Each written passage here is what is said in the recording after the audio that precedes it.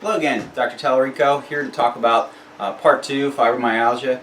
If you're at this video, you probably watched the first one about what's the diagnosis of fibromyalgia and how you got to that point, and some of the things that kind of show up like fibromyalgia but are not actually fibromyalgia. So let's assume you have it, and so now we're going to talk about how you get better. So getting better with fibromyalgia, the first thing we want to do is help people to sleep and get restorative sleep.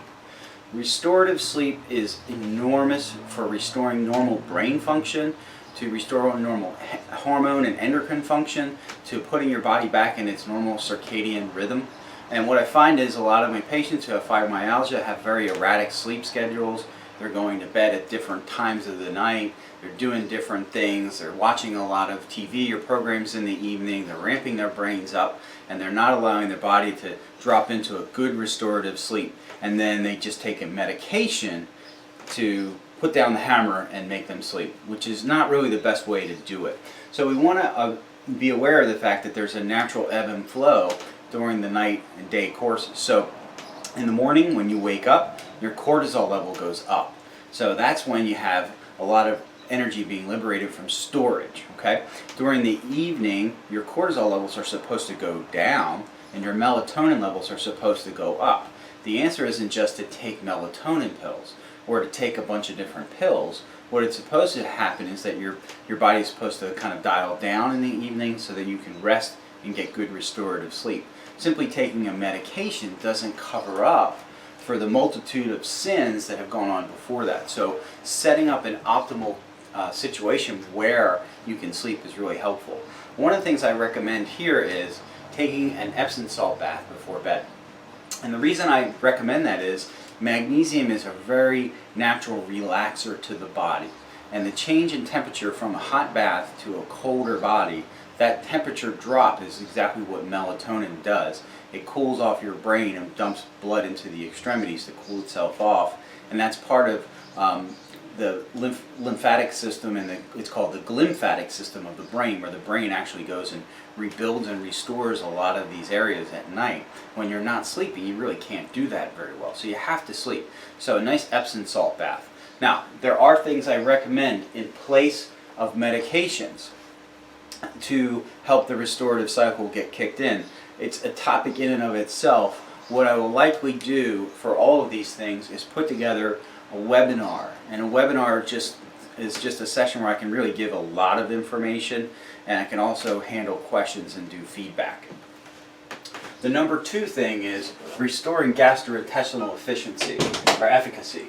And again, this can't be done with drugs. You can't just take a medication and take a suppressive medication and expect your GI tract to work the way it's supposed to. If you can't digest and assimilate the food that you eat, you can't build healthy cells. You can't get the minerals like magnesium out of the food if you can't digest it. And what I find is a lot of folks have problems with their stomach acidity not being high enough. And that sounds very contradictory because most people take acid blocking medication. But in fact, that's a major problem. That's a major GI disruptor. It causes forms of malnutrition. It causes B12 deficiency because you don't have adequate hydrochloric acid to break down your foods and stimulate an intrinsic factor, it's called. A lot of folks need enzymes, so they're not breaking down fats very well. Fats are really important because you need to have vitamin A, D, E, and K. They're all fat soluble, not to mention essential fatty acids. You need enzymes to break those down. And then here's the thing that probably most people don't know. They know when they take a serotonin reuptake inhibitor that it's supposed to help their serotonin level go up. Here's the thing. 90% of the serotonin in the body is actually manufactured in the gut. So if your gut biome, the bacteria that are normally there, the healthy bacteria, are not there, they've been wiped out with antibiotics or hormones or antihistamines or any of these medications, your body's level of serotonin goes down. So whether you're stopping it from being broke down with a reuptake inhibitor or not, you probably don't have enough. And so this is one of the major issues, is that they don't have enough serotonin, and so they're using medications to keep it elevated or artificially elevated, but there's really not enough. And that comes from here. It comes from the GI problem. So this is probably the thing most people don't really think about or don't know about when they're treating their fibromyalgia. They think if I can just take medications to keep this elevated up, I won't be depressed or I won't have as much pain. And it's a short-sighted way of dealing with a major, more complicated issue. You can't just medicate yourself into health. The other thing is we want to restore proper motion and neural function. So we have to get the body to integrate the way it's supposed to integrate. It's supposed to move a certain way, bend a certain way, twist a certain way, and you have to do that with some specific types of exercises or some structural work. So that's really important as well. And the other thing is correcting some of the other underlying issues. So if somebody has a thyroid problem, that needs to be addressed. If they're anemic, they're diabetic, these are things that need to be addressed. And so there are nutritional things to do with all of that. And you're going to find is a lot of these things overlap. They just overlap and they create a multi-plane condition that doesn't respond to a simple remedy. So this is the frustration that people with fibromyalgia have, is that they say, well, I've tried that and it didn't work. Well, it can't work because it can't fix everything. You're the driver of the body, so there's a lot of little stops you need to make along the way, and there's a lot of different groceries you need to get in order to make healthy cells. So the main thing we have to do is we have to restore health. That's how somebody's going to get well. And so what we do is our approach is to really dive down into what is the person eating, how much sleep do they get, how much pure water do they drink each day, what medications are they on, what are the side effects of those medications, what is their hormonal status, what do their labs look like, are they anemic, do they have thyroid problems, are they diabetic. All of these different issues are important and all need to be addressed in terms of what's underlying. If a person has a thyroid problem and they're not taking thyroid medication, then and they need it, if they're very deficient, or they have Hashimoto's thyroiditis or an autoimmune disorder, that's going to cause their energy levels to be very low. And so they're going to have trouble staying awake very much, but they're also not going to have really good sleep because you need thyroid to energize all the cells. Every cell in the body has a receptor site for thyroid hormone. Every cell in the body has a receptor site for vitamin D. Every cell in the body has a receptor site for DHA. And so all these things come from a good diet, a good interaction with your environment, and other things. And a lot of the medications that folks are on, and when I see a person, normally they're taking 6 to 10 drugs.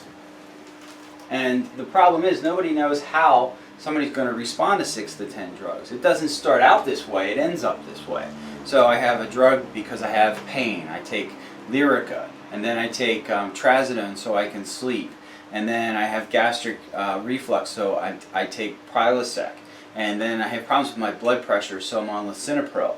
And I have all these things piled up. And each medication has its own complication. And it takes you further away from being well or being whole. And so there is hope for these folks. There's hope for these conditions, but you really have to change a lot of the things that got you there. And the main thing is just kind of wearing your body down and depleting all of your resources. So we look at these underlying conditions very thoroughly because they're important to determine how we help them the most. There are some really good things to do in terms of supplementation, but just taking more pills, even if they're supplements, isn't necessarily the answer. We have to really go back to the basics. We have to drill down to the basics in terms of, is the body getting everything it needs from its diet? Does the digestion work? Do they have proper motion? Are they sleeping? And so those are things that, it's a very complex topic, and so those are things that I would elect to cover in a more protracted length of time because each person's situation might be a little different than the other. Although in looking at all of them, there are similarities among everyone. So we're more alike than we are different, but there are differences and they need to be addressed on a case-by-case basis. So that's one of the things that I like to do is really take a look at all the labs and all the blood chemistries and see where things are, and then plot a course for a person to get well. And it's a challenging thing, but it's doable. And you know, we do have people who get their lives back. They go from not being able to work and hold a job to be able to, you know, contribute to their families and work and be upright during the day instead of just laying on the couch. We get them to start moving around. We get them to start exercising again. They think, you know, I'm never going to be able to do these things, and with the proper care and the proper treatment, they do these things again. So it's a very rewarding thing to see somebody regain their level of function again. It doesn't mean they never have pain, never have discomfort again, but in some cases, you know, it's a dramatic change and it has a huge effect on the quality of their life.